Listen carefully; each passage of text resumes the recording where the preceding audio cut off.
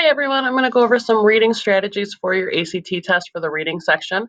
First, you should know you're going to have 35 minutes to answer 40 questions. That is a lot of reading and answering questions to go over in that amount of time.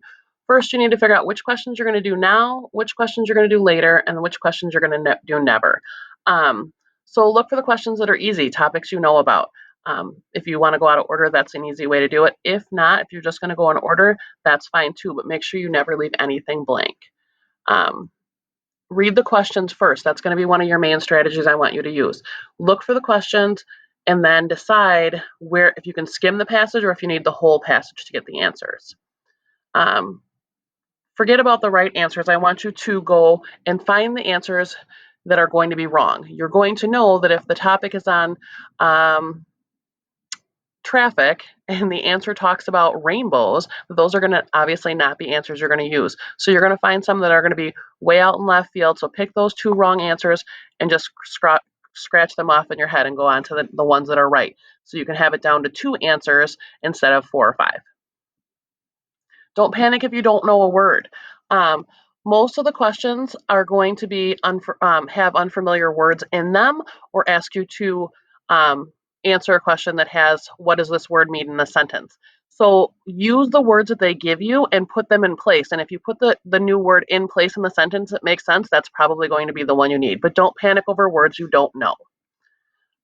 Never leave it blank. So if you're going to pick a letter of the day, so if anyone you don't know the answer to, always answer A or always answer C. But just pick a letter and use that as your one for, I don't know the answer to this, so this is the answer I'm going to use. You can use a 2-letter combination and just stick with it. So A and F or C and H or B and D, whatever works for you, but just pick a letter and use that. But never leave anything blank on your ACT test.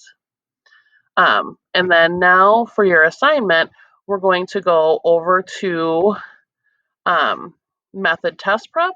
So we've been going through method test prep quite a bit for these, so everyone should know how to get there. The one you're going to be working on today is a humanities lesson. It's our humanities reading topic. So it's general tips and organization by genre. So it's lesson 12. So when you go into method test prep right away, you're going to scan down until you find lesson 12. So week 3, lesson 12. This is the one you're gonna be working on. In this lesson, it's going to give you it'll give you directions. It'll give you some hints for helping you with the ACT as well, just like I just did. And I'll give you some other ones. And then you're going to take the quiz, and there's 10 questions to this. So there's no reason that you can't get all of these right because you'll be able to do this as many times as you need.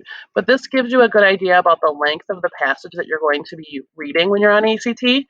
So here's the passage here, and then the questions are at the bottom. So here's the first word right here that you may not understand. So take each one of these, find it in the reading passage, and stick these words in there and see which one fits best. All right, good luck. ACT is coming, so let's study hard.